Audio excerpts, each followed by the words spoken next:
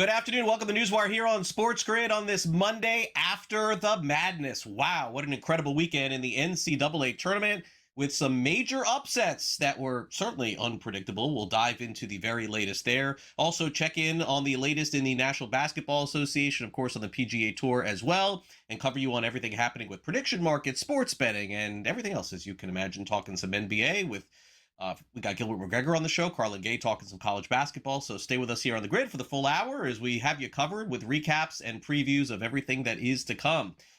Well, unfortunately, the team that I root for went down in the college basketball tournament yesterday. This was a tough one for me to watch. Number 9 in the NCAA tournament, Iowa, beats number 1, Florida, in Tampa. So much for that home cooking. 73-72. Gators were 10.5-point favorites. Iowa hit a 3-point shot at the end of the game. Alvaro Folgarius, he was the one. Never going to forget that name. Hit a 3 with 4 seconds left. First-year head coach Ben McCollum, who used to be over in Division II, picks up a win and gets to the Sweet 16. What a great season it is for the Hawkeyes. McCollum talked about the experience of winning a Division II championship and just how that felt up against this game yesterday. Defending national champions. On Division II, I was fortunate enough to win a national title, and then we actually got beat in the first round, which was pretty rough. But they got back to the 1 seed and had a spectacular season. Got a lot of respect for their program. As far as my guys go, they're just tough. That's all it is. They're just tough kids. They fight. They compete. They stick with it. They exemplify everything that we've wanted in Iowa basketball. They've established the foundation that we desperately needed, and couldn't be any more proud of them. Obviously, a disappointing result for us tonight. Credit Iowa. Thought they played well, especially in the first half. Had us on our heels a little bit. I thought they were physically tougher than us in the first half, and took a little bit for us to regain our footing. And then they got off to a good start in the second half. And really proud of our guys and the way we fought. Obviously came back and took the lead, got up by as many as I think we were up 3 or 4 at one point late in the second half, and just did a poor job executing on both ends in the last 2 minutes. I thought, obviously on the last play, we wanted to take a foul to prevent them from getting off a 3, and they got away from us. We weren't able to take it, and they knocked it down, so credit to them for that. And just a tough way to go out, but really proud of my group. I love these guys. They did a great job for us all year, gaining the second 1 seed in a row. And a tough one for us to swallow. And, we'll be thinking about this one for a while. Very tough season for Todd Golden and the Gators going down there. All right, can we move on, please? Let's get to another team that may have busted your bracket yesterday. That's number 4 seed Kansas. Some folks thought maybe they had a chance to win it all.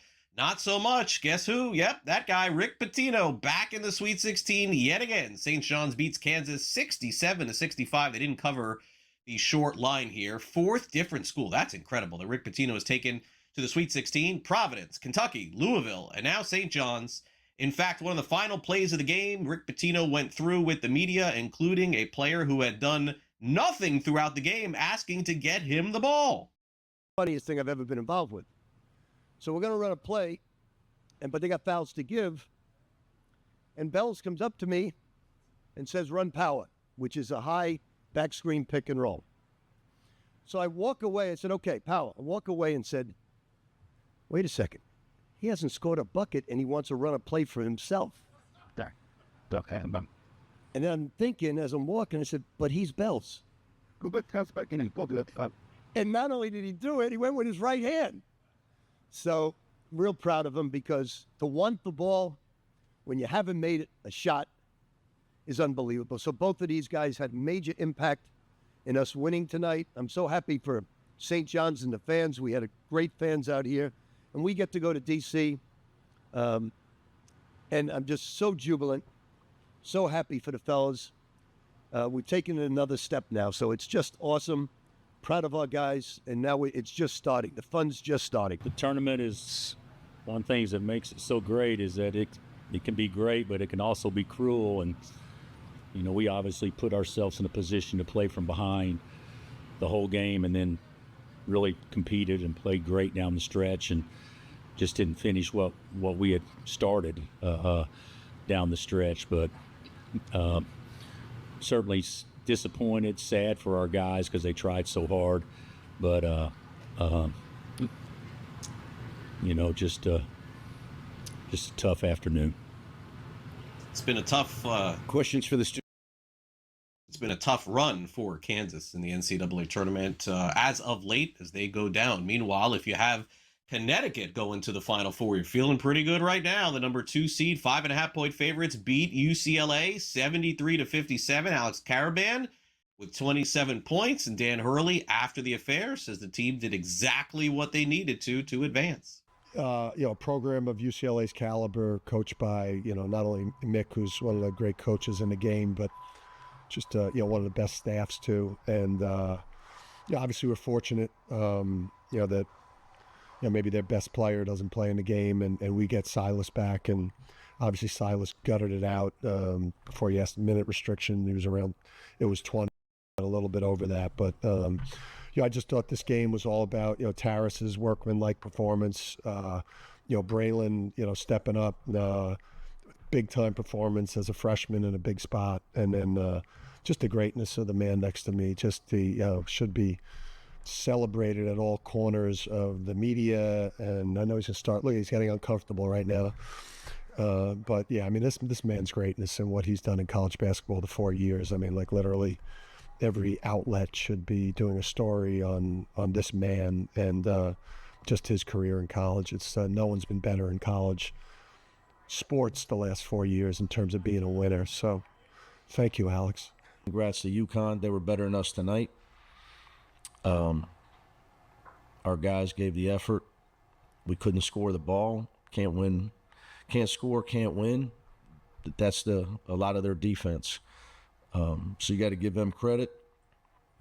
And they get to play next week, and we get to go home. So let's get it's midnight, so let's bang out some questions. No questions for you, Coach, but UCLA going home pretty much when we thought they would. You filled out a bracket for the tournament. Meanwhile, if you took Alabama moving on, good job, 90-65. They defeat Texas Tech.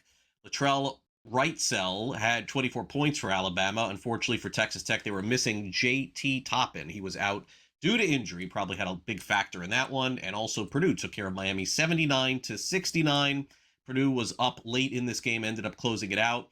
And believe it or not, Kentucky led Iowa State for the majority of the first half of their game.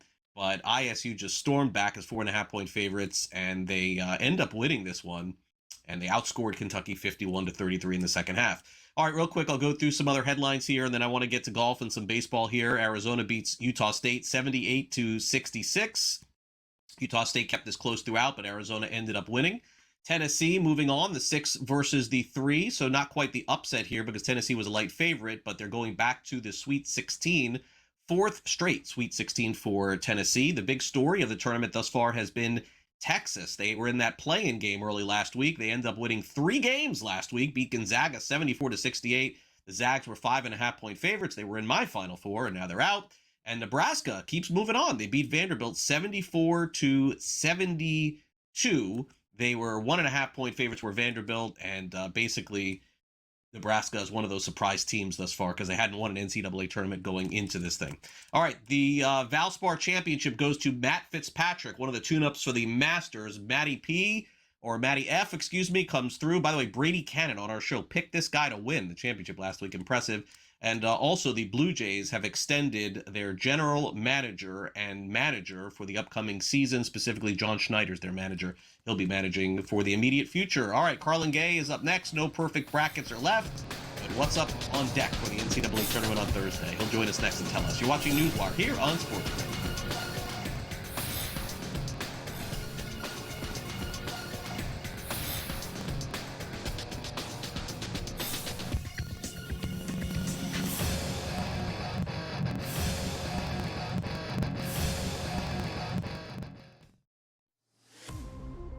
I wait until I get the tournament bracket. Then you'll see me start to talk about who makes a run, who's right to get picked off. You go back to last year, look at St. John's, right? They were on a roll. They got Arkansas, who was a better version of St. John's. College basketball today. only on SportsGrid. You know, you don't usually get Alabama basketball booked at less than 160. You're getting that now here. The real question is Aiden Holloway done for the tournament for an Alabama team who, you know, we've seen under Nate Oates, they're more than capable of getting themselves to a Sweet 16 and Elite 8 and maybe even beyond that. NewsWire, only on SportsGrid. 9+ sounds pretty good here, Donnie, at around even money, right? I got no problem there, trading at 54 cents. And again, all the pressure is on the higher seeds and the favorites, right? Start getting into that 4 or 5 minute mark in the second half, and you're down double digits.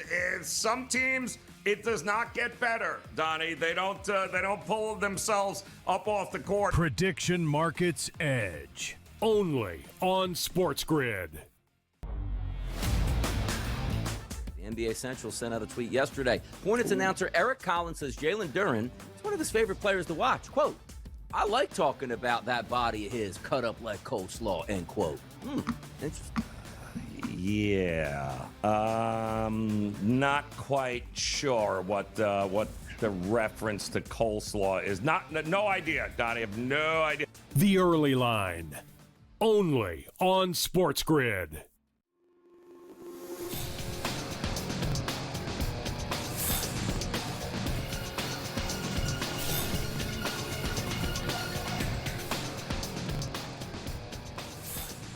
Welcome back to NewsWire here on SportsGrid. We'll be joined by Carlin Gay in just a minute to talk some college hoops.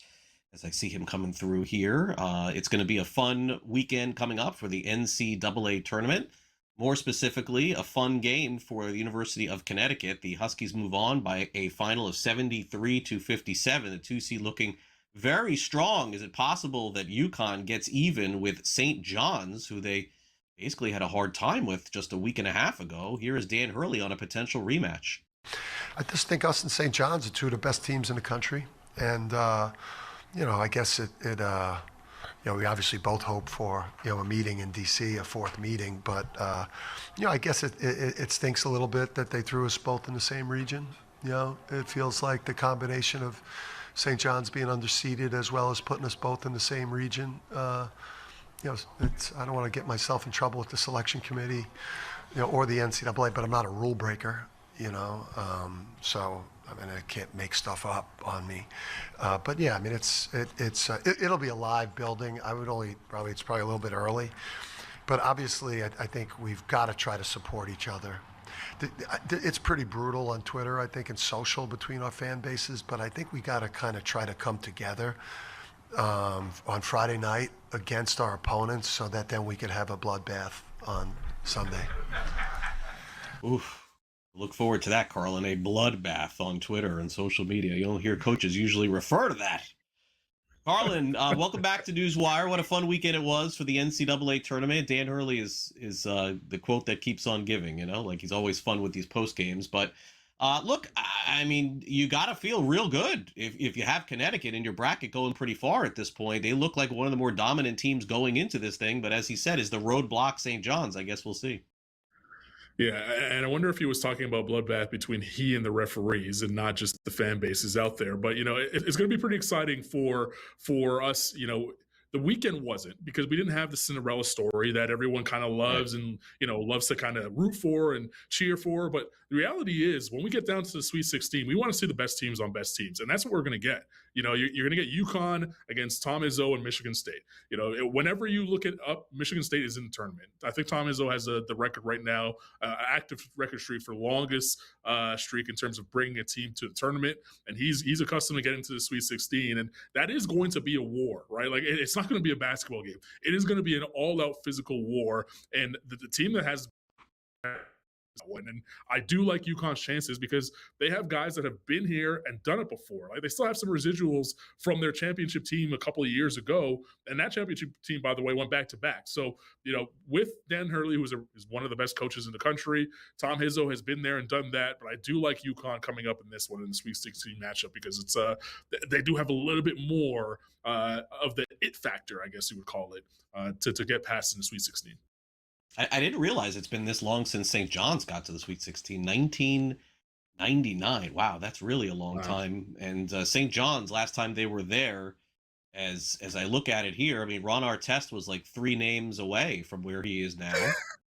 Like all these other guys, I don't even know who they are, by the way, that played on St. John's team back in 1999. But look, I suppose coaching does make a huge difference here. I mean, after all, we are headed toward a Sweet 16 with Hall of Famers like Izzo, like Pitino, and many others.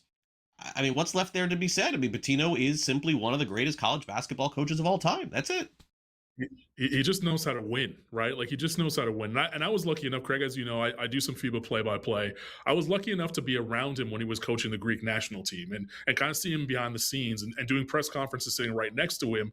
And whether there was 20 people in the room or 100 of media members in the room, Pitino just knew how to kind of just capture an audience. And I sat next to him and I just said to myself, like, I can see why when he shows up in your living room, why he can get you to come to commit and play for him. And then I can also see why when he speaks to you one-on-one, why you would run through a wall for him. And that's what he has with this St. John squad. And, they were able to kind of rebuild and get back to this prominent spot pretty quickly. This is only year or 2 of this program that he's really kind of building around. And they should have lost that game yesterday. They shot 35 threes. That's not their game, right? Like, they were being dared and asked and begged to shoot those threes against Kansas. They only made 11 of them. And somehow, some way, at the end of the game, he had that one play from a guy who he calls Bells. I won't tell you why that name is the reason why he calls him that. You can Google that on your own. But a guy who calls Bells to go down the lane and finish for his only bucket in the entire game. That's the coach that Pitino is. Here's a guy who's over for the entire game, but he knows I can step up in the moment and trust this one guy. I'm going to put my belief in him. A couple seconds left. He's going to go and finish and put us into the Sweet 16. By the way, there's 24-year-olds right now who have no idea who Ron Artest is. They have no idea. They know who Metta World Peace is. They have no idea who Ron Artest is. It's amazing. Right, yeah. They may have seen a documentary of sorts on Netflix. But anyway, okay, let's get to, do we have to do the Gators here? I guess so. All right, so Iowa beats Florida, Carlin. Gators played around with their food too much in this game, man. Like, they left this down to one shot at the end of the game. I thought that kid was going to miss it for Iowa, and I was going to be like, woof, the Gators moved on. But they played horribly, Carlin, for a full half. It took them way too long to get going. And they left these guys wide open so many different times. Bizarre game for the Gators here, and now they're done. Wherever you go, you can turn on TV and find out why Florida did not win the basketball game. I'm going to give you some hope here because I'm a friend of yours, and I'm going to say look for it because Todd Golden is one of the best coaches in the country. This game could have been a blowout. Like, they were down double digits for a large part of the game. He made those in-game adjustments and got them back into the game and had them within a couple of seconds of going through to the Sweet 16. And that happened last year in the finals too, right? Against Houston. They almost got blown out in that one. Somehow he makes those in-game adjustments and figures it out. If you're a Gator fan, trust the process. You will be back there again in the Final Four before long. Yeah, definitely so. Need a point guard, I think. That was the difference in this one. Well, no Clayton in this one where he was last year. Yeah. And then speaking of Hall of Famers, we got Izzo moving on. Michigan State takes care of Louisville. Nothing would surprise me with this team. Michigan State could win it all or they could lose next round. I don't know. This guy's also incredible. Yeah, it's going to be it's the second half of that bloodbath, right? Like Izzo and Dan Hurley, you cannot wait. It's must-watch TV. Like I said off the top, though, I'm going with Dan Hurley. He's going to get past Izzo and get his team back to the Elite Eight. All right, great stuff. Carlin, as always, we'll check in again next week. Thanks for coming on. Can't wait. NCAA tournament rolling on. We get a breather before that this week with some opening day baseball, too. How about that? We'll be right back. We got Gilbert McGregor coming up, too. Don't go away.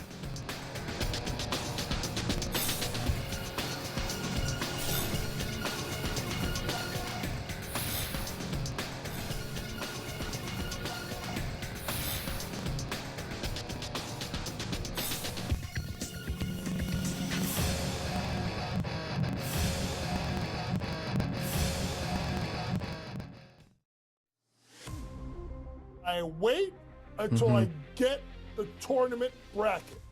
Then you'll see me start to talk about who makes a run, who's right to get picked off. You go back to last year and look at St. John's, right?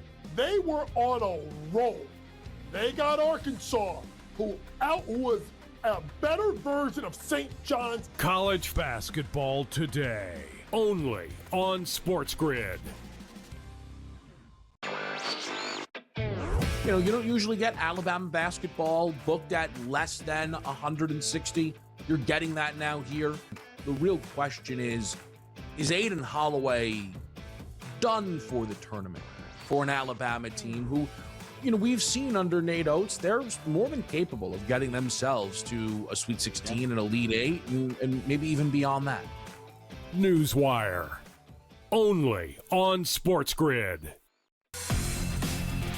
9+ sounds pretty good here, Donnie, at around even money, right? I got no problem there, trading at 54 cents. And again, all the pressure is on the higher seeds and the favorites, right? Start getting into that 4 or 5 minute mark in the second half, and you're down double digits. Some teams, it does not get better, Donnie. They don't pull themselves up off the court. Prediction Markets Edge, only on SportsGrid. NBA Central sent out a tweet yesterday. Hornets announcer Eric Collins says Jalen Duren is one of his favorite players to watch. Quote, I like talking about that body of his, cut up like coleslaw, end quote. Interesting. Yeah. Not quite sure what the reference to coleslaw is. No idea, Donnie. I have no idea. The Early Line, only on SportsGrid.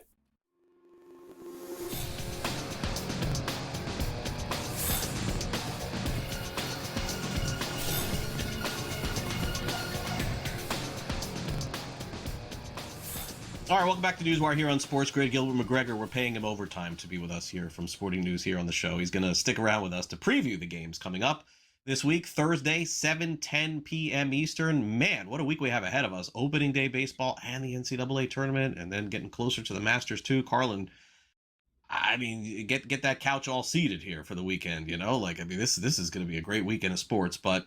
All right, let's start off Thursday night, 7:10. We got early lines here. I'm not going to hold you to these games. I know that for Sporting News, you'll have to pick them by Thursday. But for now, let's just take a look at them. Purdue opens up as 7.5-point favorites against Texas. Texas, the biggest surprise thus far, fair to say, in the NCAA tournament. I believe they're the lowest seed to advance to Sweet 16. They're 11, total of 148.5. So here's the thing, Carla, with Texas, is that November, December, January, you looked at Texas, you would not have been surprised to see them going this far. They were great, but they were so bad heading into the NCAA tournament. What clicked here to get them to this point? Yeah, they figured out maybe pass on the SEC tournament and then rest up so you can get ready for the NCAA tournament. Texas is one of those teams though, like they've been here before. Like they've made a couple of runs and they have some veteran leadership and they have a point guard who's kind of been there and done that. And when you look at teams that go deep into March, like last year it was Walter Clayton. He ends up turning himself into an NBA draft pick, right? This year, there's a bunch of point guards that especially on the Purdue side, you're looking at Braden Smith, who's probably one of the best point guards in the country right now, an All-American. You need someone like that on the back end when you go deep into the tournament, and that's why I'm kind of siding with Purdue. I know the money and the juice is on their side. 8.5 or 7.5 points. That's a big spread, like especially for kids who their needs kind of clank together when they get to the free throw line late in games.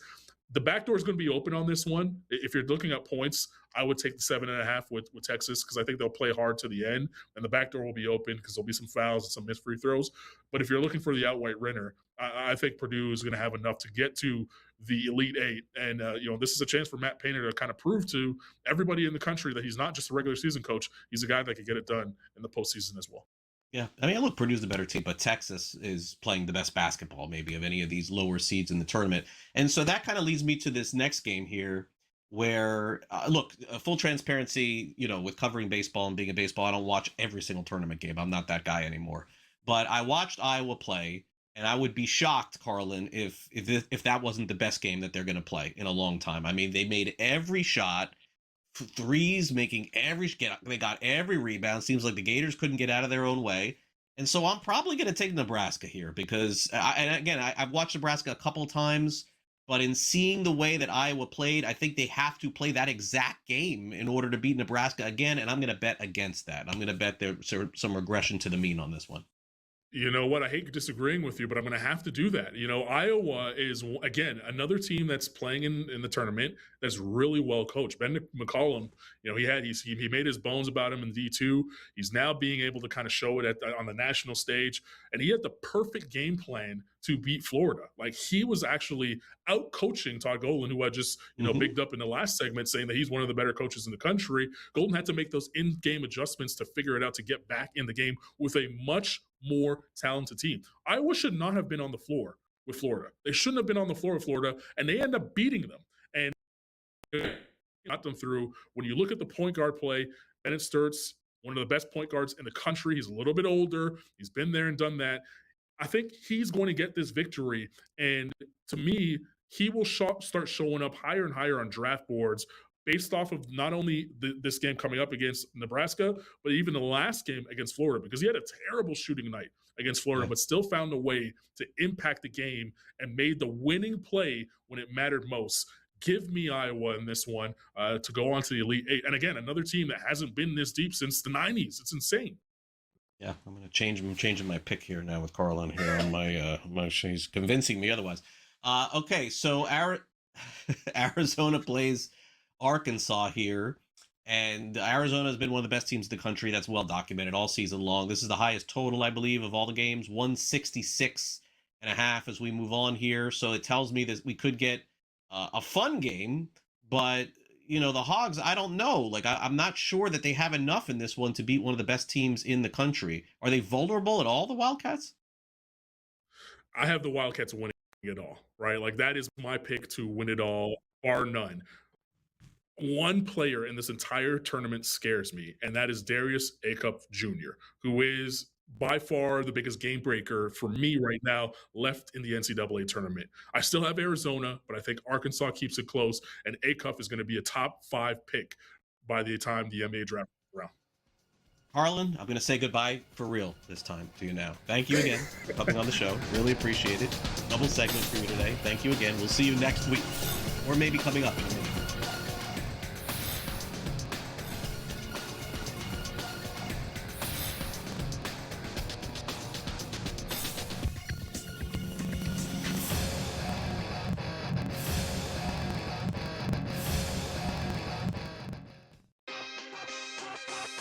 I don't like to overthink it, Kevin. I really don't. And similar situation, I feel the same way when it comes to betting. I find like that Sunday night, so, you're watching the NFL games, and all of us do it. Like, all right, let's look to next week now. You know what I mean? That Sunday, like, the dust is settled on the game. They just end, and so I'm like, let's look at next week. My first reaction is always the best reaction. Game time decisions only on SportsGrid. Why the regular season, Joe, does mean something, because Detroit is going to get a back-end team in the East to begin. Yes, and it does. And it's just a very strange situation, unfortunate situation for Cade Cunningham in Detroit. But the good news is, if you keep playing teams like the Washington Wizards, well, you're not going to need Cade Cunningham to win those games like they did last night. The Early Line, only on SportsGrid. We are really starting to see that slowdown, and we're anticipating it with March Madness this year. Obviously, you don't have as many states going online. Gone are the days when you're adding 10 states every year, so the numbers will inflate that way. And I mentioned prediction markets taking money as well. One firm, HG Gambling Capital, estimates that they'll add about another $500 million in bets. NewsWire, only on SportsGrid.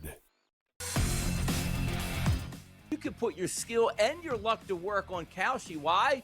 They're offering $1 billion here. If you can pick the perfect bracket, sounds easy, Joe. Just pick the perfect bracket, get $1 billion. Yeah, I think the odds of actually doing that, Donnie, are about the same if you're expecting to hit the Powerball lottery 6 times in a year. Prediction Markets Edge, only on SportsGrid.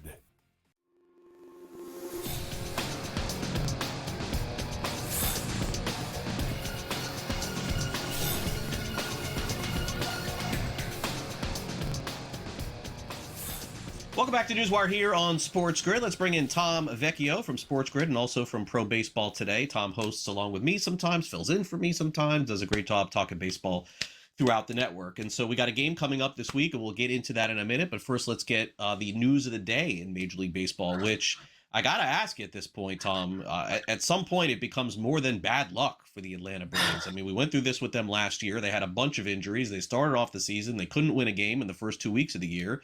And here they are now. They've lost their second really good starting pitcher here in Spencer Strider, who was announced this morning. He's got an oblique strain. So, I mean, that's not weeks, Tom. I mean, that could potentially be months. They've already lost Profar. Not that he was a huge impact player, but he's been suspended as well. At what point do we look at the Braves and say, man, this is like more than bad luck at this point? Maybe, bad choices. I don't know what to say. I feel awful for this fan base and just keep losing players before the season even begins. After they won the World Series, it seems like when it rains, it pours, right? It's not just Strider. It was Acuna last year. It's Schwellenbach.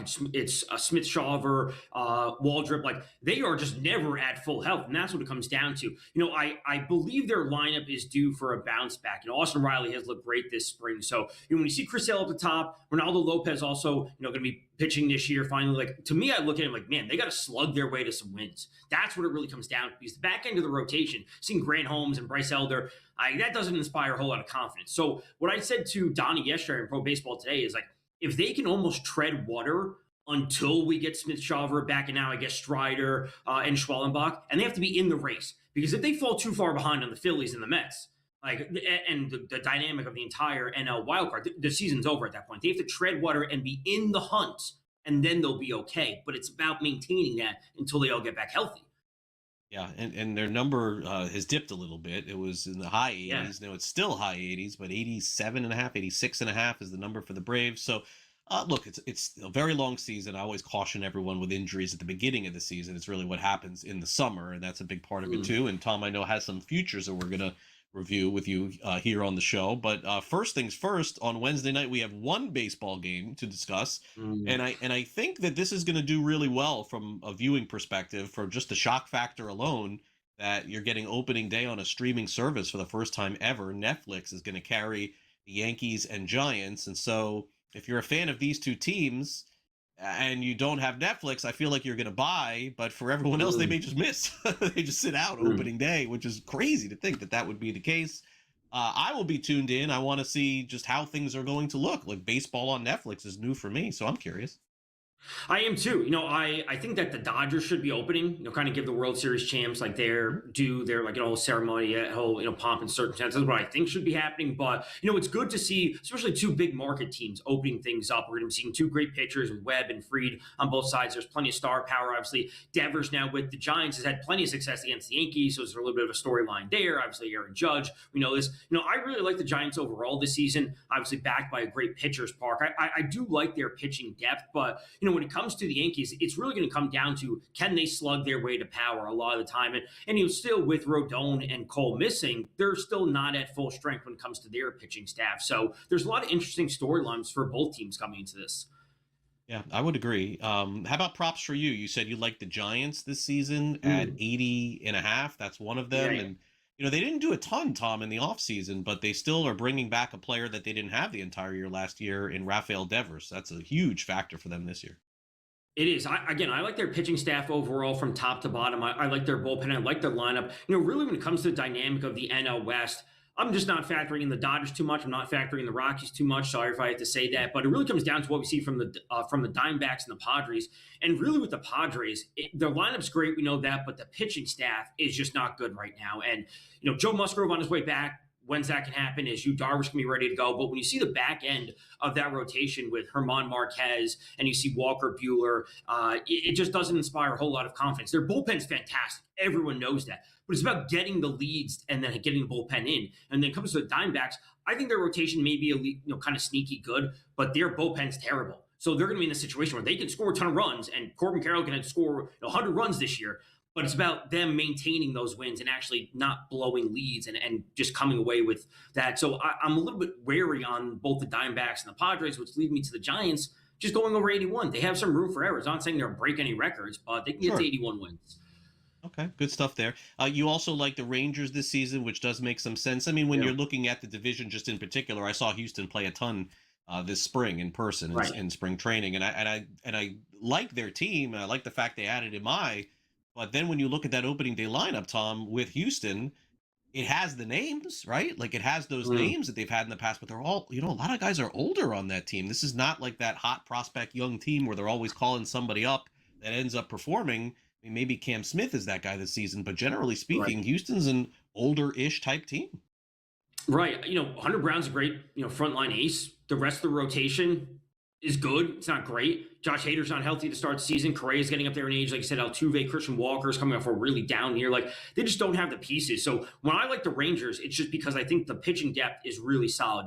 A number of SP2s really with DeGrom and Eovaldi leading things off. I think Mackenzie Gore is a fantastic pitcher. I know he really struggled at the back half of last year, but when you have a 30+% strikeout rate, that is doable. Jack Leiter, Kumar Rocker, I know he didn't make the rotation, but having him as a potential sixth starter, I like the lineup overall, and it's really the Rangers to make the playoffs. That's my favorite bet for them at +120. And I really think the wild card is going to come down to their main competition will be the Orioles and the Royals as the main two. Gotcha. I'm expecting the top of the AL East with the Yankees, Blue Jays, and Red Sox to kind of be vying. But that last wild card spot, I think, really could come down to the Rangers. Skip Schumacher, manager of the Rangers as well, got the wild card a couple years ago with Miami. All right, let's end with Tom's espresso prisoner of the moment with Vinny P. Vinny Pasquantino. Tom, you like a prop for him? I know it's not about that. It's a lot about the ballpark dynamics, and that's a really good look in baseball this season. I don't think people are aware that there are going to be more home runs at Kauffman Stadium this season. Like, this is factual. When you bring in the fences, this has to happen. You're focused in on one player.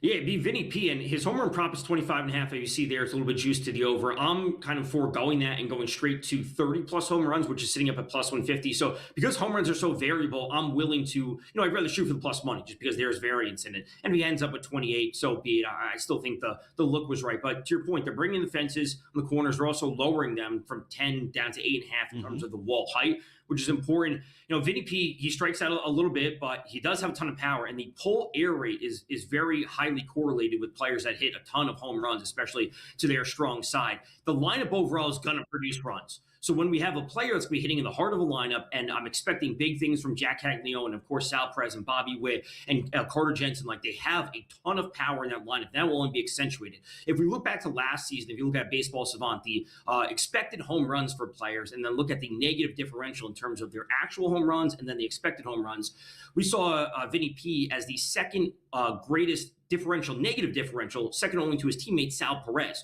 So there was no home runs last year at Kauffman Field. They're trying to turn it into more of a neutral park. So once we get the summer months rolling, and it is hot there, that lineup is going to be producing, and he will see good pitches to hit just because there's too much power around him in that lineup. So where, Tom, where would you say before the season begins that you're like most invested in? I'm not talking about specific money. I don't care how much you've bet, but like what are you most invested in an opinion on the baseball season as we go in? Yeah, I think the Giants going over may be one of my favorite bets. Giants going over 80.5, would that be? I'm also, I think Sal Stewart has a real chance to win NL Rookie of the Year. And the market is all over the place because Connor Griffin didn't make the opening day roster for the Pirates. But Sal Stewart has a ton of power. That lineup's good. They made the playoffs last year. I think they'll be in the mix this year. But the NL Rookie market is, a lot of eyes on McLean now because Connor Griffin didn't make it. What are we getting there? Yeah. The AL market's kind of just, people are expecting McGonigal to win it, but I like Sal Stewart. I think that's one of the players everyone needs to be focusing in on. Yeah, it's a good point because McGonigal, these guys that get named to opening day doesn't necessarily mean that they're going to click. Like, you have no idea what it could be in a month from now. Okay, great stuff, Tom. As always, enjoy the beginning of the baseball season. We'll catch up soon. Of course, same to you. All right, opening day just around the corner, but we got NBA to discuss, and that's going on too because the playoffs are on the way. Gilbert McGregor will join us. He'll watch his Suns in the playoffs as well. You're watching NewsWire here on SportsGrid. NBA Talk next.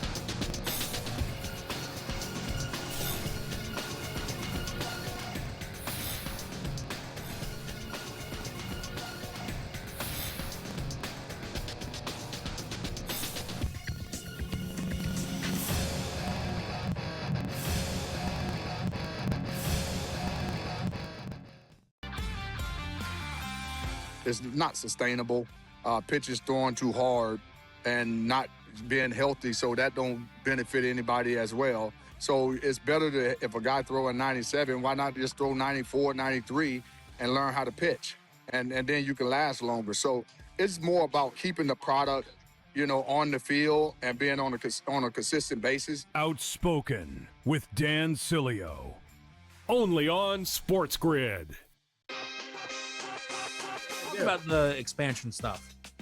Yeah, but doesn't it make a lot of sense, Kevin? So, but it's 28-29. He's already talked about, I'm playing in the Olympics in 2028. Retirement isn't on KD's mind right now. Play in the Olympics in 2028, and then the 2029 season, play where it all started, baby. Seattle. Game time decisions. Only on SportsGrid. I wonder if you could argue UConn's more overseeded than, like, the idea that UConn was battling for a 1 seed, quite frankly, never made any of sense to me when you look at where their metrics were stacked. UConn will be great as long as they don't play St. John's, apparently, in the tournament. They're good to go there. But you put them at a 5, Kevin. Now here we go again, like last year, Bill Self versus Rick Pitino. The early line. Only on SportsGrid. Major League Baseball announced yesterday that they will be having a partnership this season with a company that we've come to be very familiar with over the last 6 months. Polymarket is the exclusive prediction market partner of Major League Baseball and the only platform allows to use teams, logos, and marks. Representing the latest pro league to embrace the prediction markets. NewsWire. Only on SportsGrid.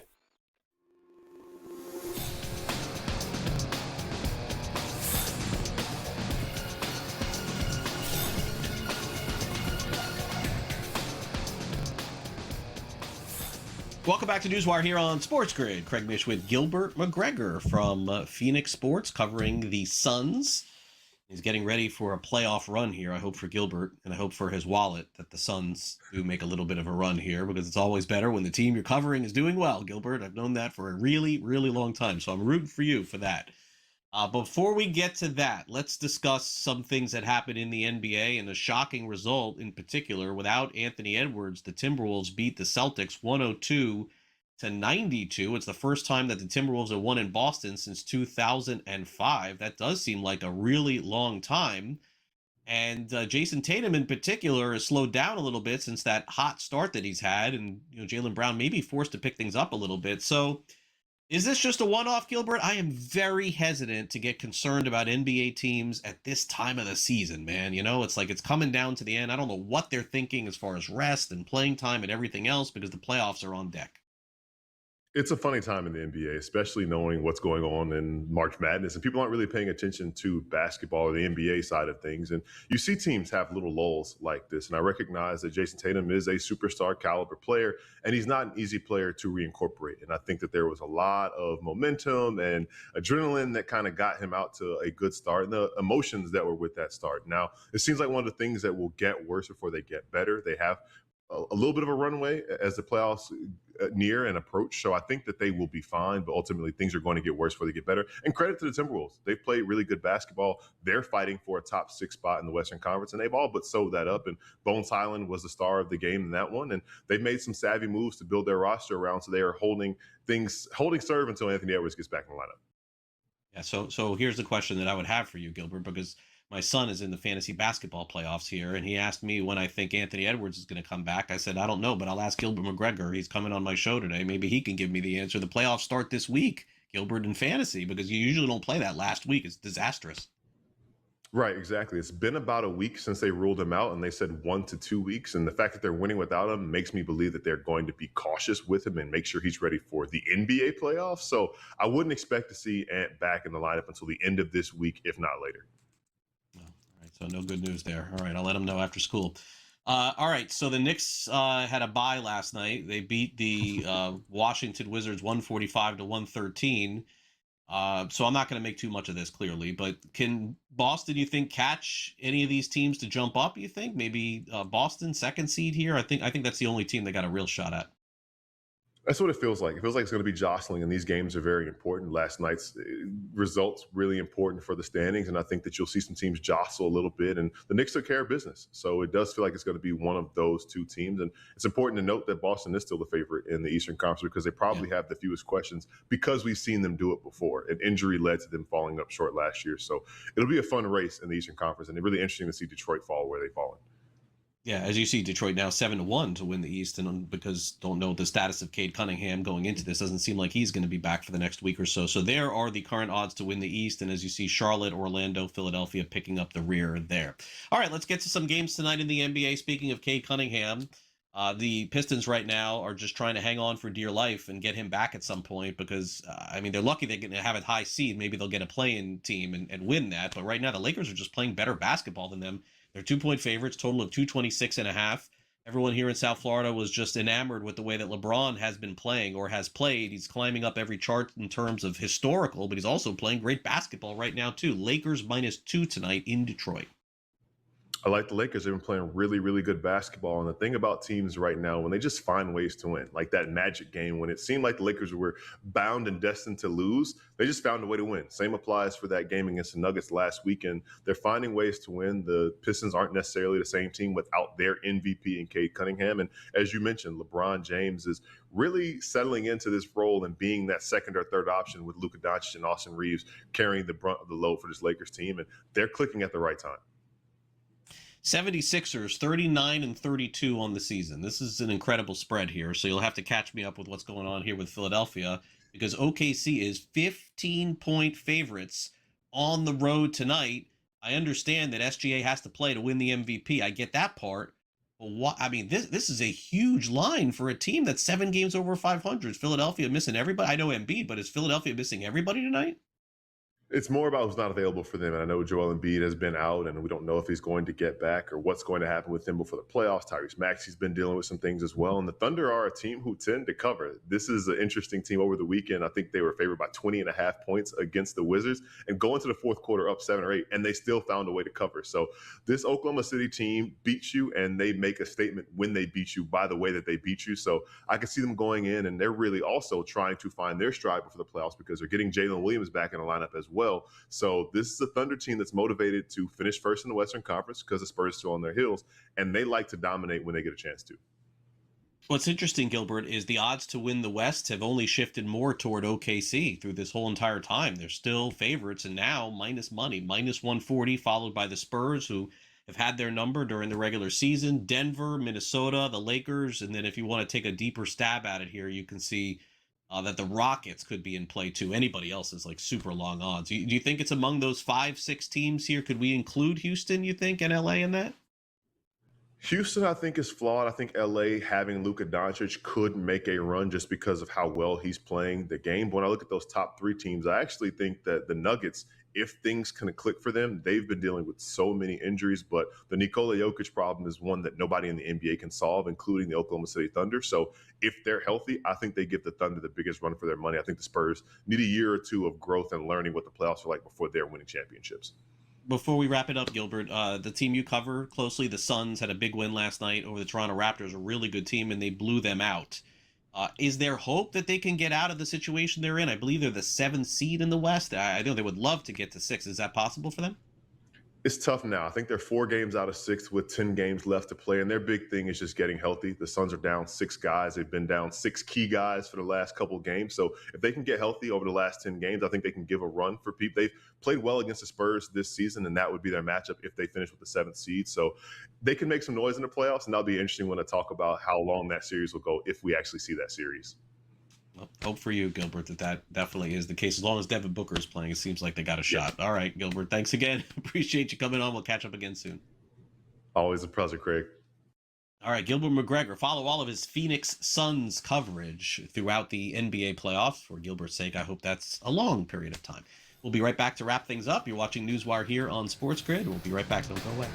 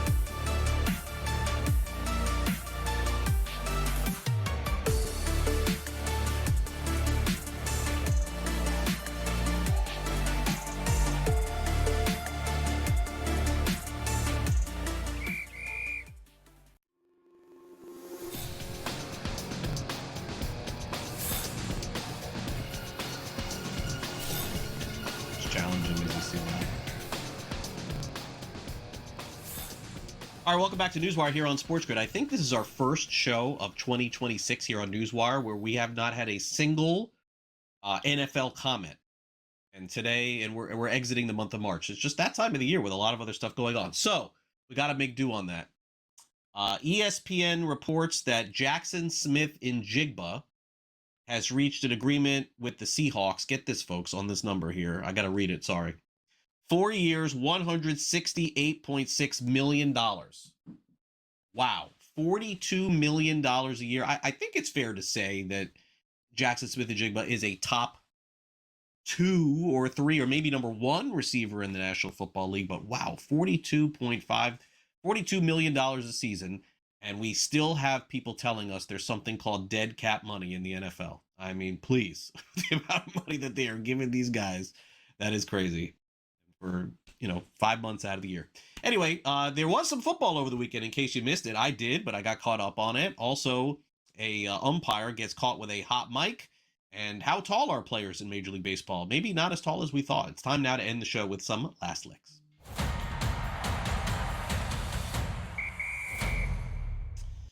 All right, let's get started here with an event that they tried to make into something big. I didn't know anything about it until it was over, but this is what we do in the offseason. We try to make football events bigger than they are. There was a flag football classic sponsored by Fanatics over the weekend that apparently had Tom Brady involved. He was playing quarterback, throwing touchdown passes to Stephon Diggs. You also had Logan Paul involved in the game, and he had an interception. So this is the kind of thing that we get sold on every year, just like the United Football League, trying to make off-season football events a thing. As popular as the NFL is, it is number 1, and it is not going away anytime soon, and they're getting billions of dollars to broadcast the game and streaming. I'm in on all that stuff. But minor league football and extra football and things like this ain't ever going to work. And just because they tell you that it was fun, they tell you, don't believe the hype, as Public Enemy once said. Folks, I saw some of the results of this stuff. It was absolute garbage. I watched the highlights of this. Who in the world would want to watch this stuff or even attend this stuff? Maybe if there's autographs involved or getting something out of it. Team USA wins 82-27. Congratulations to them. Wow. Never again. Okay. Baseball is coming, folks, and the new ABS system is coming. And unfortunately, for a home plate umpire, we got to be careful of when we make the announcement to the fans when players are challenging and what the upcoming results are. So in Arizona, Bill Miller, he was the home plate umpire this weekend, and a player challenged whether a pitch was a ball or a strike. He called it a strike. The player said that it was a ball. And then Miller went on the microphone to say that the player has challenged the call and said that he was hopeful that he was correct. You can hear it on the audio. It was really hot there. It's getting toward, out of the winter in Arizona. It's already over 100 degrees. And I think Bill Miller just wanted to go home, and he sort of made that clear, and he ended up losing the challenge. And unfortunately, I've seen a lot of lost challenges here. But I will tell you, with this ABS system, folks, all this challenging that you're seeing happening in the first few innings of the game, it will not be happening in the regular season of Major League Baseball. The reason why you're seeing so much of this, folks, is because the starting players leave the game early and they want to use their challenge before they go home. That's the only reason why. I've done all the math on this. I've seen all the videos. All the challenges are going to come in the 7th, the 8th, and the 9th inning. Over 70% of those challenges were done in the minor leagues last year. They were all late in the game, so don't freak out. But there is one thing that has been interesting, that the new ABS system, which basically is involved with a lot of technology, has to make sure that they know how tall the players are and understand the strike zones for the different players. And so therefore, they're remeasuring all the players in Major League Baseball to make sure they got this right. And there are a lot of players who have shrunk in height. Gavin Lux has gone from 6'2" to a new posting of 5'11". Connor Wong of the Red Sox, 6'1" to 5'10". Tucker Barnhart, the catcher, 5'11" to 5'8". Wow, as tall as me. Bo Naylor, 6 feet to 5'9". This is just part of the new technology. Got to make sure that everybody's height is correct when they know the zones up and down. So, we're going to get a lot of smaller players, I guess, going into the season with opening day. just around the corner. All right, that'll do it for our show today here on this Monday. Thanks to our great guests, Carlin Gay of Sporting News, Tom Vecchio of Pro Baseball Today, and Gilbert McGregor of Phoenix Sports. Also, don't forget, with the NCAA Tournament now in the round of 16, Sweet 16 games, you can track all of our programming and all of your picks via the SportsGrid app.